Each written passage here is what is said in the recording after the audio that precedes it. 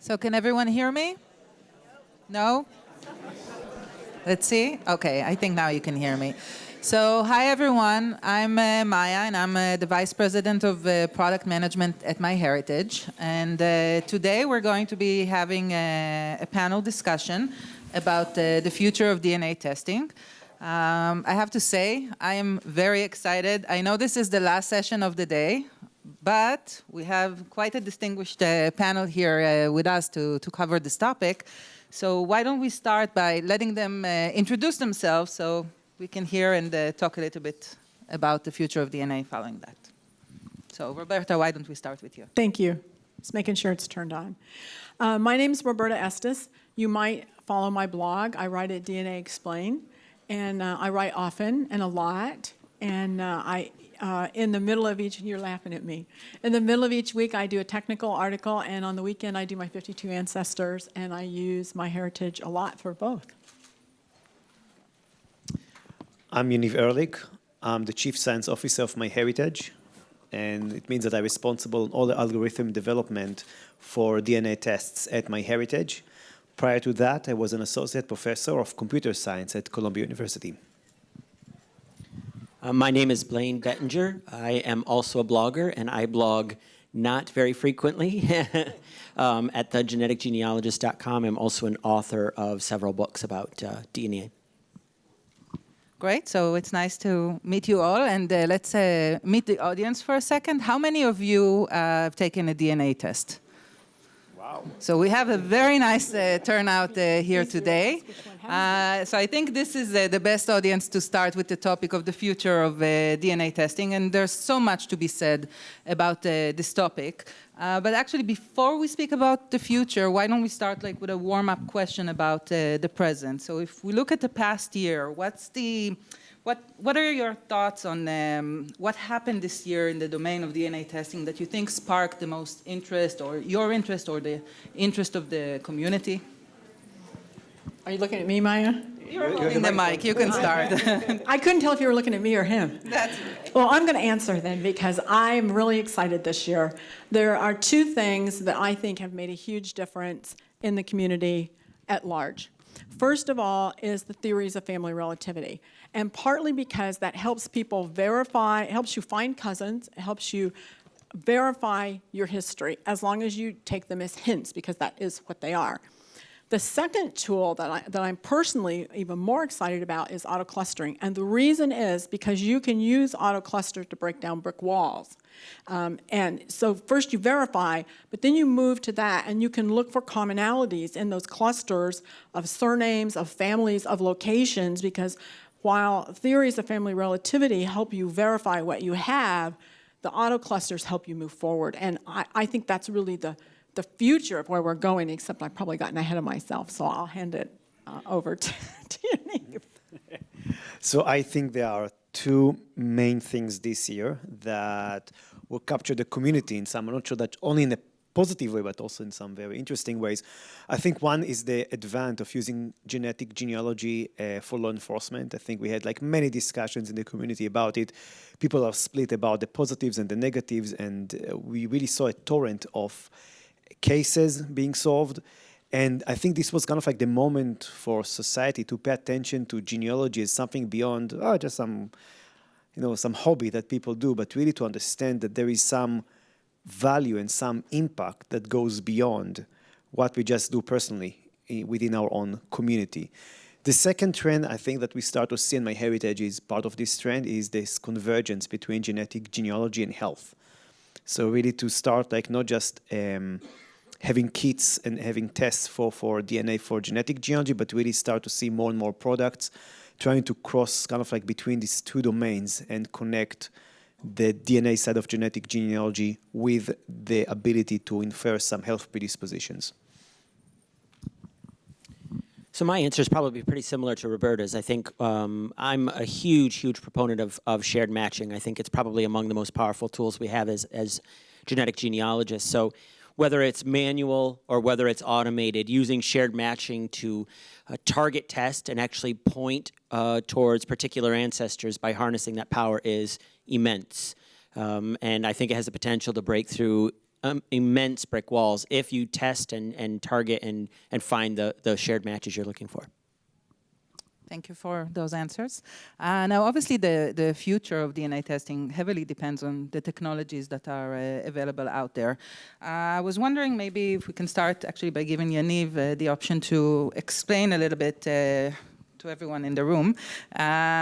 What is the whole genome sequencing? If you could share what that is and compare it to the main differences from array, which is commonly used by the large consumer genomics companies. Yeah. So array technology is used by all four large consumer genomics for-profit companies. The point of arrays is that we have about 700,000 locations that we can probe using each array. Now, these locations are pre-configured. They are fixed on the array. And when we design our array, we look at the 700,000 locations on common polymorphisms. We already know that if we probe this location, maybe 20% of this room will get one answer and 80% of the room will get a different answer. There is some polymorphism within the population, and we try to go and just probe those locations. If you recall, your genome has 3 billion letters. But with this array technology, we can only look at 700,000 locations. Now, of course, we select the locations that we think kind of like differentiate between individuals, because there are many places in the genome that the DNA is nearly fixed, meaning that there is almost no polymorphism in the population. So kind of like we try to focus on the places where we see most differences between individuals. What we know from scientific studies is that each one of us, if I look at Roberta's genome, the entire genome, and my genome, we have 3 million differences between our genomes, and also between Blaine and Roberta and Blaine and myself. Each kind of like pairs of genomes has about 3 million differences. There are more differences if we go to compare people from different ethnic groups, and less differences within ethnic groups, but still we talk about usually millions of differences even with some people within the same genetic group. Whole genome sequencing is a technology that allows us to basically look at the entire 3 billion letters in your DNA. Now, the difference is that array technology is relatively cheap. So we can offer the tests in a price that you can afford. We can really democratize it. With whole genome sequencing, although we saw a remarkable drop down in the prices, it's still quite expensive. And today we talk about around $1,000 or maybe $600, depends on which manufacturer, to purchase a test like that in a clinical grade. So thank you for that enlightening explanation.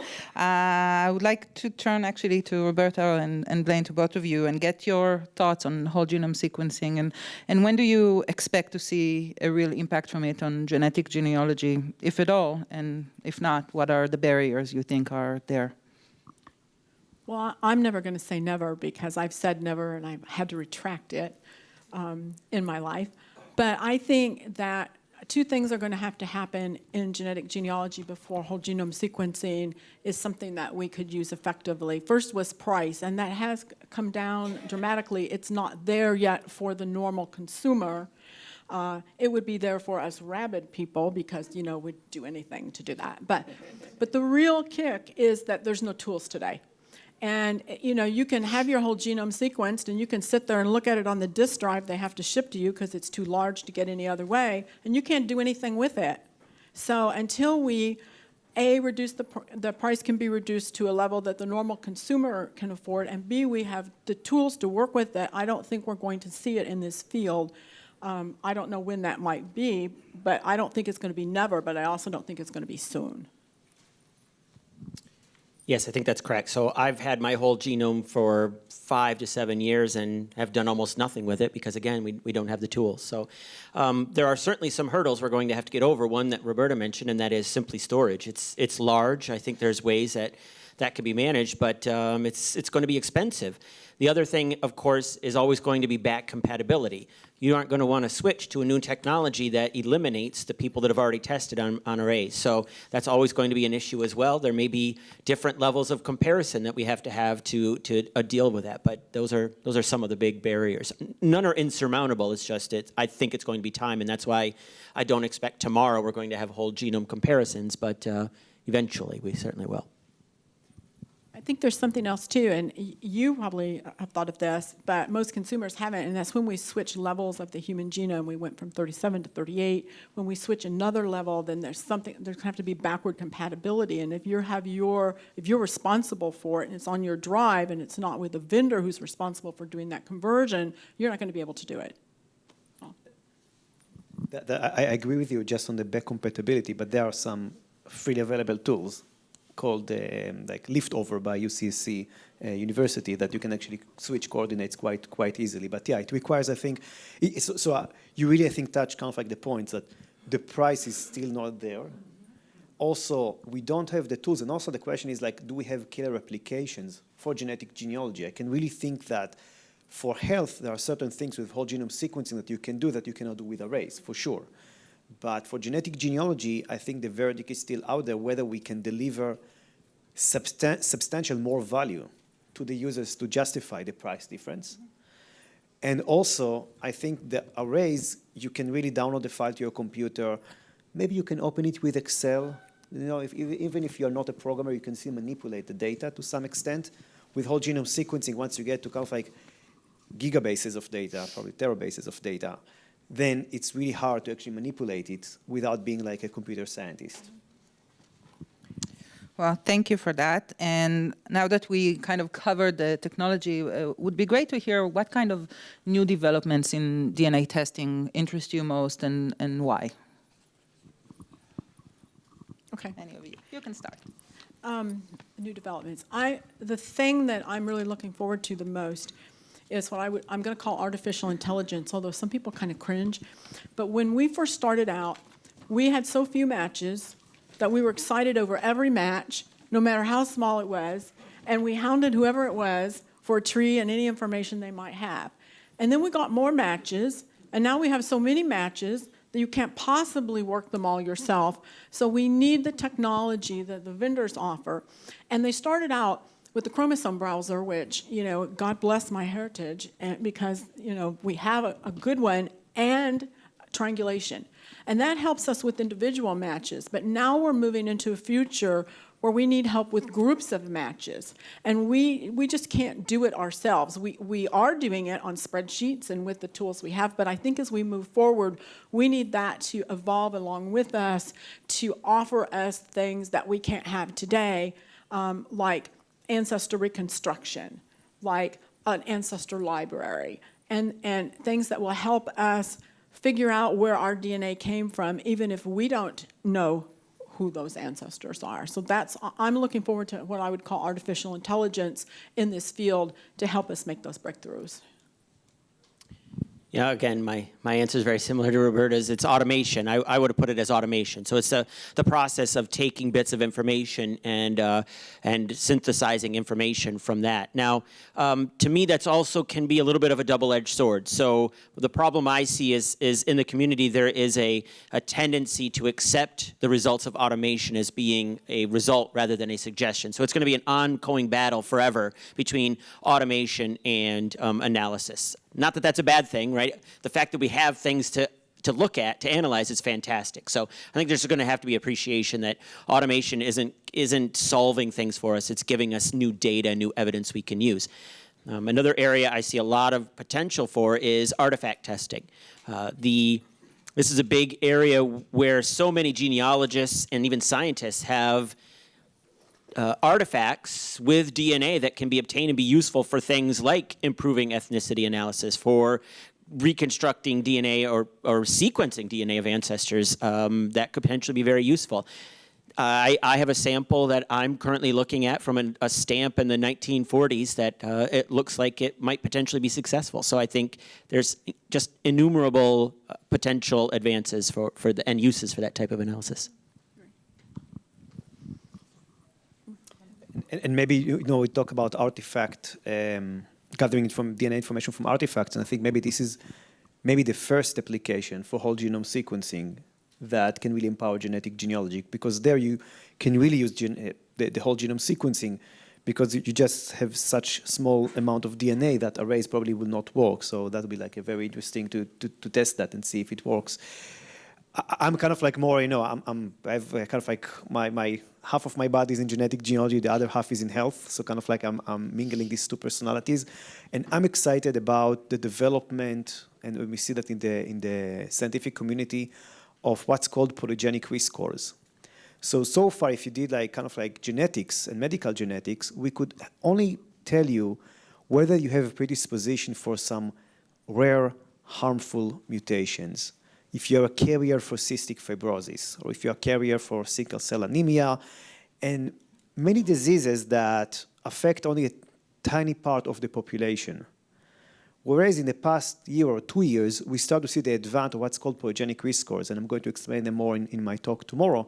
But the concept here is that we can start to get meaningful information about common diseases and traits, including the predisposition for heart disease, or BMI, or type 2 diabetes, or other types of traits that are not affected by a single gene, but really by a combination of many alleles in your genome. And we got to the point that we have such large data sets and powerful tools. I wouldn't call it AI, but it's a nice machine learning framework that we can actually gather this information from your genomes and give you some insights that can empower you. And they get to a level of clinical grade information that you can act. So this is something that I'm quite excited about.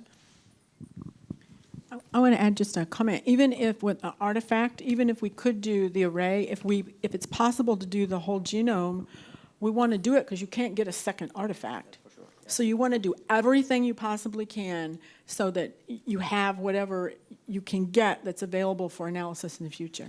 Can you tell us about this step that you're on? Yes, so this is an envelope from the 1940s from a stamp I had in a collection, and I sent it off to a company in Australia, to the Letter DNA, that is doing some of this artifact testing. Now, it is, they get the DNA out, and then they look to see how degraded the DNA is. And it's at a point where an array isn't going to work for it.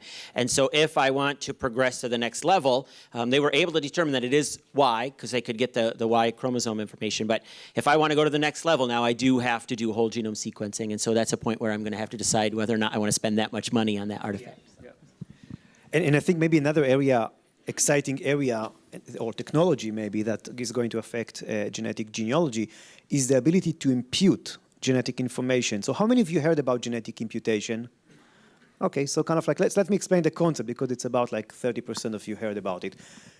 Genetic imputation is this concept that you can, it's kind of like when we did, I don't know, like some of you were like in maybe in second and third grade, you had this like game that someone puts on the wall, kind of like a word, but not all the letters. Maybe just like the first letter, then the fourth letter, the fifth letter, and you have to complete the letters, right?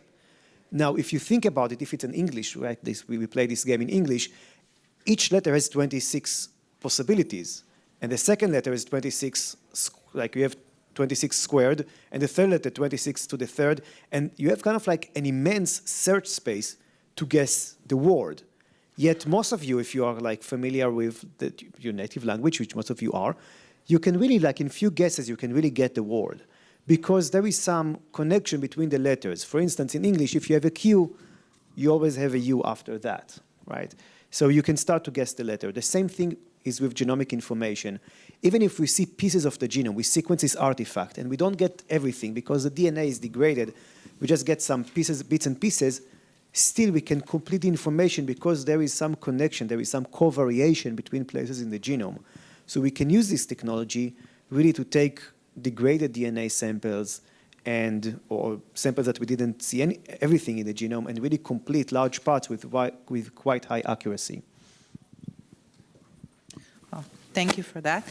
I wanted to touch base on a topic that was mentioned in a talk this morning, both by Gilad and myself. MyHeritage launched recently a new test, MyHeritage Health Plus Ancestry test.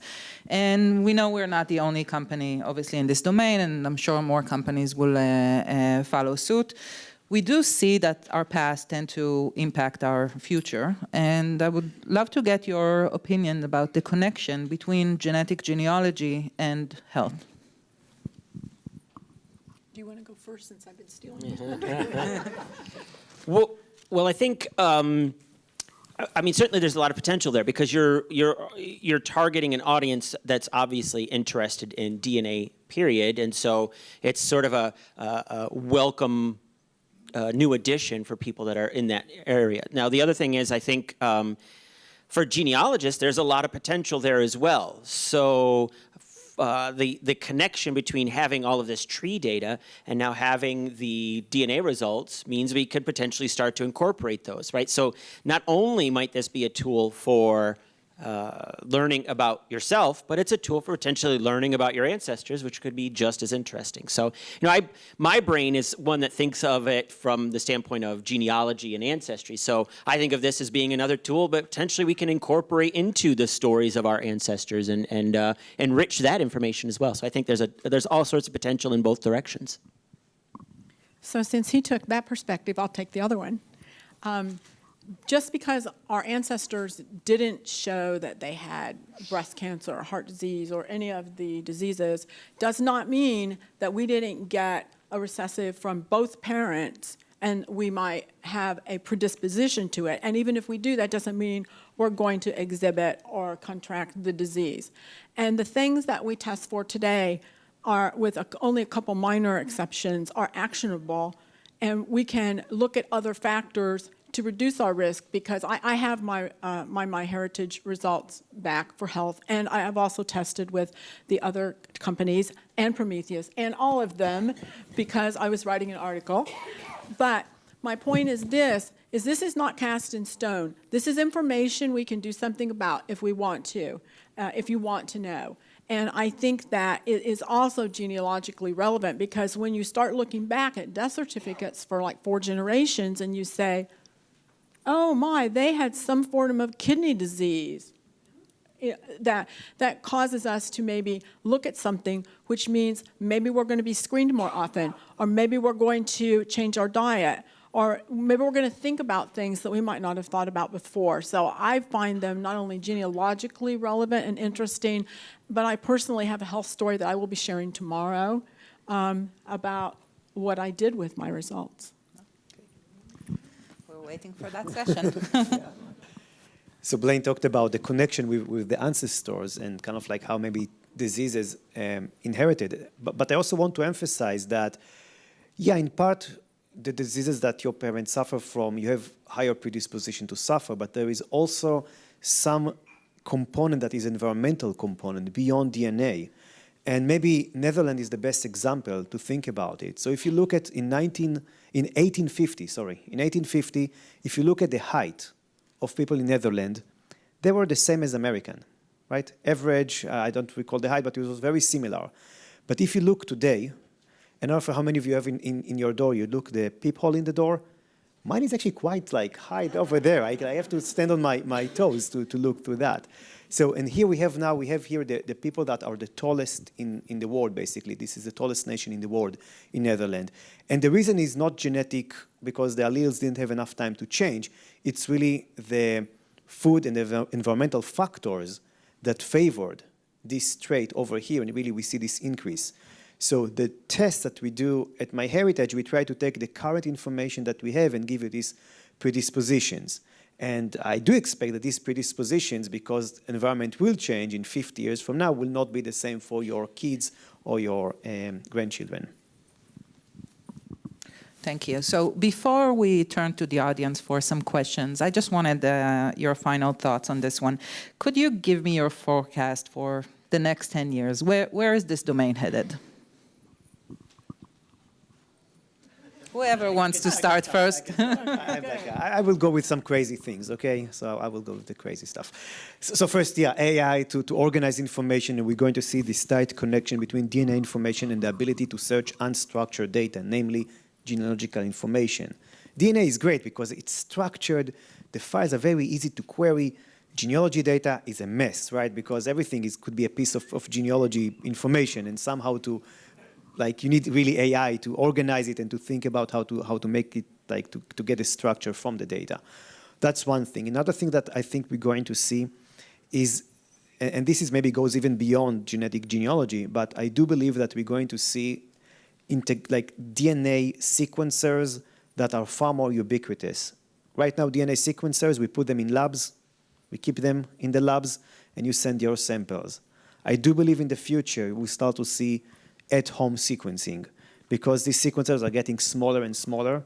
In fact, I had in my Columbia class, I gave the students a sequencer that you can actually hold in your hand, Oxford Nanopore. And this was an education project. We sequenced lunch that I ate, and they had to figure out using the DNA what I ate. So this was a really nice education process. So I do think that within a decade, we start to see these sequencers at your home, some of you, maybe connected to your toilet, because it's actually a very good place to see the clean water in your house, to see that you don't have any harmful bacteria and viruses, and also to actually keep monitoring your waste and look in some conditions that you have. And also in your waste, you have your DNA, so we know which of the house members actually produced that. And maybe this will be updated already to your, samples. You promised us you'll go wild. Yeah. And maybe it's so that's my prediction for a decade from now. Yeah. Okay. So my dog drinks out of the toilet. You see the matches. Sorry. Genealogists have a very strange sense of humor. So I forgot what I was going to say. So what I actually think will happen eventually is that because of the DNA, we'll actually, in a decade from now, and maybe sooner, that you'll actually be able to give somebody who may be adoptee or doesn't know who a parent is, or those of us who do, but we're brick-walled, and say, okay, because we've reconstructed the sequence of this person through all of these descendants, and you match this, then you have to be descended from this person or this couple. And we'll eventually be able to receive our pedigree, if you will, by virtue of our DNA. But here's what we won't be able to do. That pedigree won't tell us anything about that person. It will tell us maybe who they are, or maybe even close. We'll even get in a family. But we won't know about their life. We'll still have the genealogy research to do. It will just help us identify who that is or who we need to narrow down, as opposed to today we just have this blank slate and we're trying to get there. Yeah, so, I think, since, of course, my answer is very similar to Roberta's, but I think we're actually this close to that, right? I mean, most adoptees, when they test now, actually the majority are already getting that kind of information, right? It takes someone to look through their results, and the tree can be built in sometimes minutes. So I think we're kind of this close. And also scientists are starting now they're using whole genome sequencing to build older genealogies. So all we need to do is sort of bridge that gap, and it's not a very big gap to get to the point where you start providing enough data and you just reconstruct all of these trees. And then when you're adding in the records, as we're already seeing that automation process, that I think you're absolutely right, you're going to start to get genealogies provided to the test taker. Now, I think, as Roberta said, then it becomes about the stories rather than the individuals. And that's perfectly fine, right? That's the benefit of the other side of this, is that the records are just being thrown our way nonstop, and so we get to add the records to that scaffold. We'll get a scaffold, but we have to build the rest of it, which is the fun of what we do. Now, that being said, I don't believe that we're never going to have brick walls that we need to work on, because there's going to be problems. I think of what we're going to see, I think, is as we start to build these trees out, we'll have what I call DNA-only ancestors, right? We'll have this person that's a node in the tree. It has to be the ancestors of these individuals and the descendants of these individuals, but it has no name yet. It's just a node in the tree. So we get to discover who that person is by looking at the records and other types of things. So we're still always going to have brick walls to build, but I think we're going to shift a little bit to more about putting stories onto the scaffold rather than trying to build the scaffold ourselves. You mean the skeleton? The skeleton, the scaffold, right, but yes. Yeah. I agree with that, and I can see the day when we will look at that and say, okay, because we have to base this on other people's trees, it has multiple names, and now we have to figure out which one's actually right. You have something to say? And probably will not see arrays anymore in a decade. That's another prediction that they have. Yeah. Okay. Well, thank you guys for your answers. I now want to open this for questions from the audience. Do we have We're out of mics. Yeah, hi, thank you. It's very interesting. I'd like to know your ideas on all newborn children being DNA tested. What are your ideas for newborn children being DNA tested? So I think there is some for testing for what, right? If they're testing for common inborn error of metabolism, such as PKU, I'm in favor, and I think most scientists will be in favor because this information is relevant for the kid right now, and you can really save their lives if you identify this inborn error of metabolism. However, for most traits, I'm strongly against testing these kids for several reasons. For instance, let's take breast cancer, okay? Why do we need to know the breast cancer risk of a newborn? There is absolutely no reason to do that. She can figure it, we don't want to take her autonomy to figure it out herself in the right moment for her.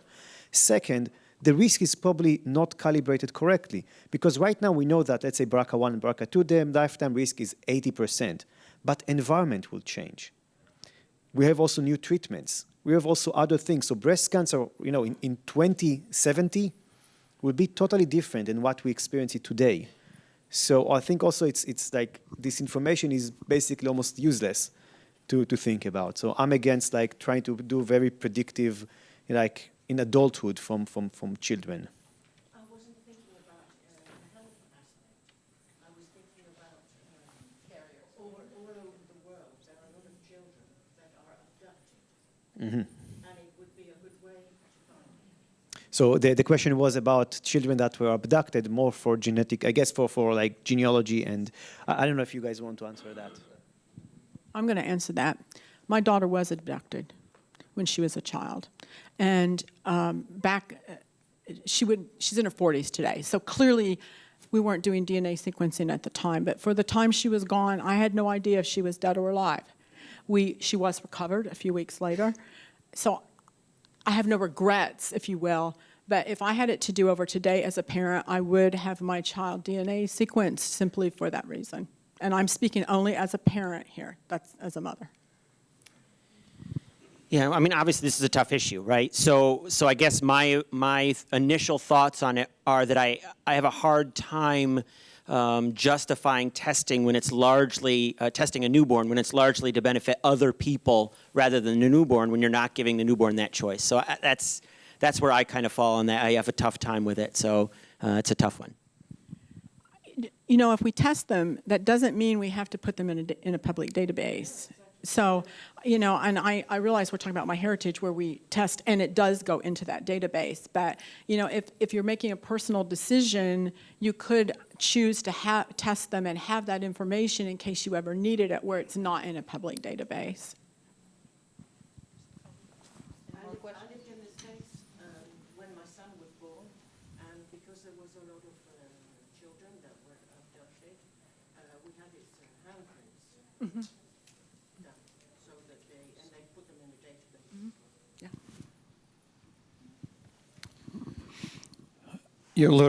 You alluded briefly to the process of deciding court cases, criminal court cases, through using genealogical databases.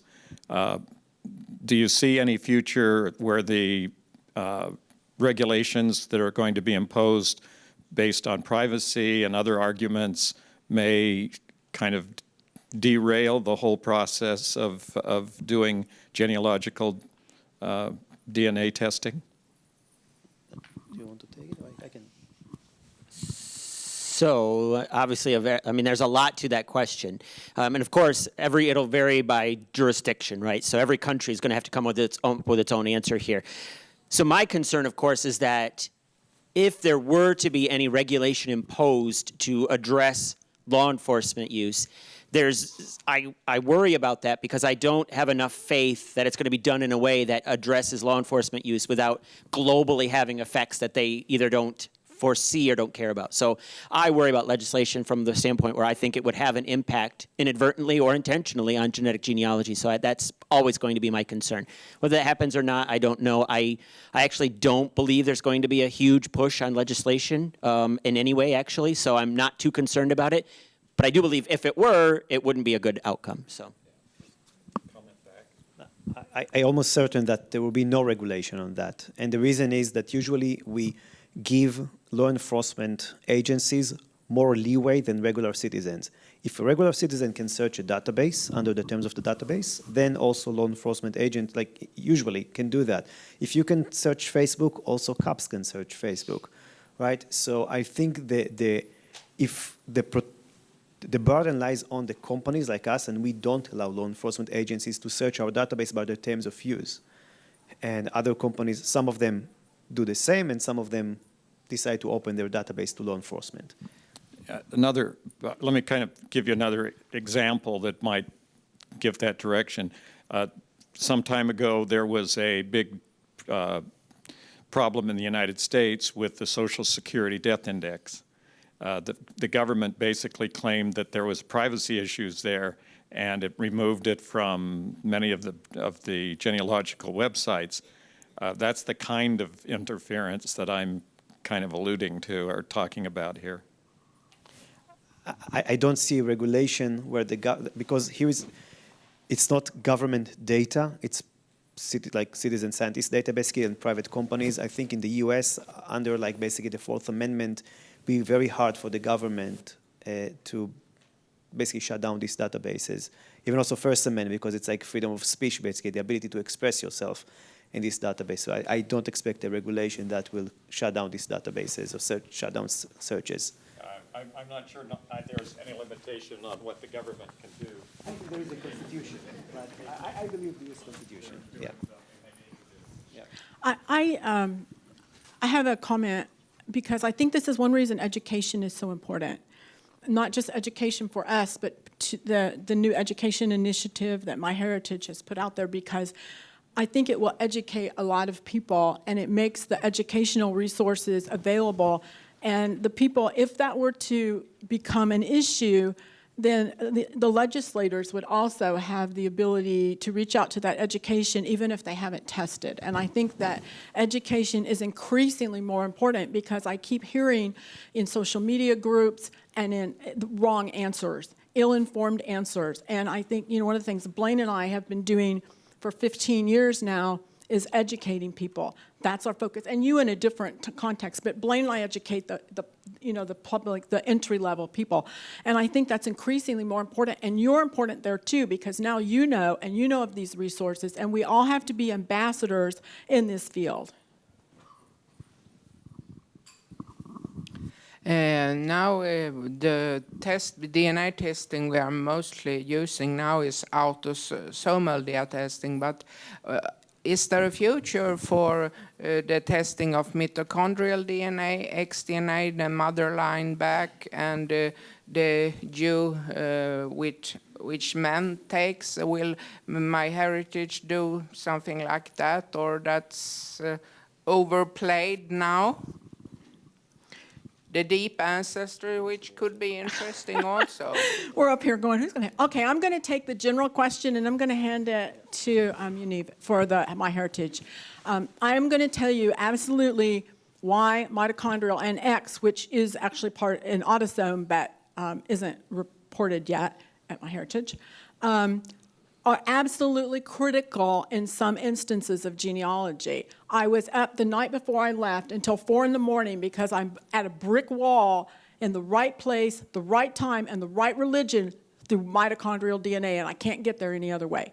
So it absolutely has a place in this industry. Whether MyHeritage is going to venture there or not, I don't know, and I'm going to hand this to Yaniv now. So this was basically a feature request, I guess, right? Yeah, a hint for feature request. I've made that Yeah. request, yeah. So we are not against mitochondrial DNA, of course, and or X chromosome, Y chromosome testing. It's right now we just have that very long list of features that we are working on, and it's somewhere in this list, but we want to deliver other types of things. So right now we focus on the autosomal information to perfect certain things over there before we can go and introduce these type of features. But I also agree that there is a great value in other like non-autosomal parts of the genome and inspecting them as well. Yeah, and for me, I mean, the simple answer is that a genealogist consults all types of evidence that could be relevant to their research question. So if Y and mito are relevant, then a good genealogist would consult them whenever possible. Any more questions? Hi. If you were talking about the AI tools and the automation, if you had like this whole room, imagine that all of us were computer scientists and programmers, and you could tell all of us to work a year on a specific tool. Which tool would you choose and why? What would you like us to build for you? Hello, the science team, the new science team of MyHeritage. Thank you very much for coming. If I had all of you, oh my God, like we're going to do mitochondria like by next week, and then we'll do. Our science team is actually about like 10 people right now, so we definitely need more people and train people. There is, I think, endless of possibilities. I do believe that, yeah, one of the impacts that we can deliver is actually integrating genealogy information and genetic information, whether it's be like AI, and AI is a fancy word, but it can be other types of like, you know, what's classical machine learning, it can be, it depends, but most of the problem is how to process this kind of like unstructured data, just text, and really get insights from the text. And Gilad actually described some of the kind of like engines that we have in the company for name matching and things like that. So how to take this type of information with the genetic data. There is also kind of like one of the challenges that we have is the scale of the information, right? We have billions of records that we need to scan. We have DNA matches. We have like, you know, over 3 million people in our database, which means that there are 3 million squared potential matches. Of course, there are less in practice, but potentially you have many matches that you should consider. And so part of it is not just the algorithm, but the ability to engineer the computing platforms to actually do this at scale and to deliver the results in kind of like a timely fashion to you. So I think these are the challenges that we have when approaching. And kind of like for me as the chief science officer, when we pick projects, it's really a game of some projects we know it's a very important project, but this probably will take over a year. So until you will see the fruits, it will take some time. And some of the projects we need to kind of like take like smaller bites that we can deliver value much quicker. And this is part of kind of like this game and thinking about, you know, how to allocate resources for different types of features, including mitochondria, X chromosome, and so on. That was a setup. So I'm laughing because the person who asked the question is also a computer scientist. And yeah. So I'm going to actually answer the question that she asked from a personal perspective, because if I could pick one thing that I think would be immensely helpful over the next year would be to have not just a triangulation, a person to see if I triangulate with them, but to know who all is in that triangulation group. So I want to know from the list of all my match, everyone's nodding. I want you to count all these people nodding out here. Okay, just want to make sure you saw that.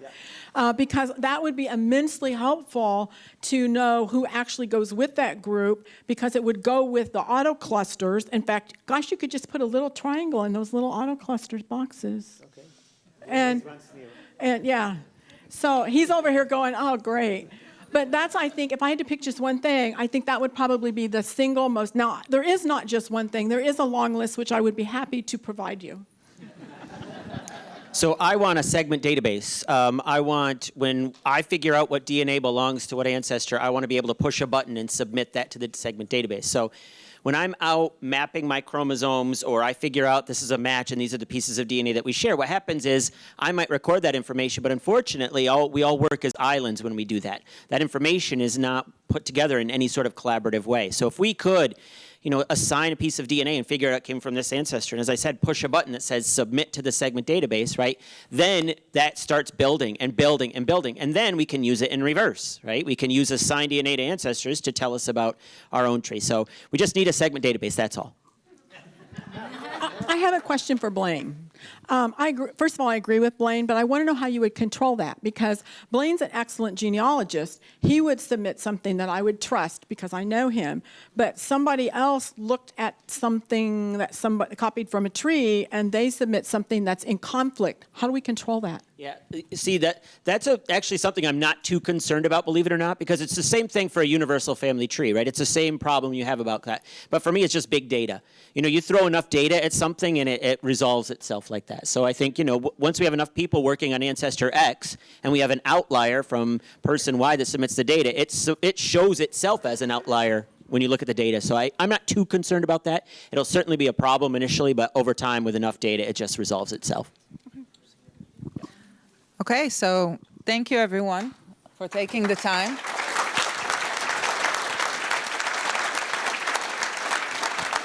Thank you for all your answers, and I will see everyone 8 p.m. at the party. See you later.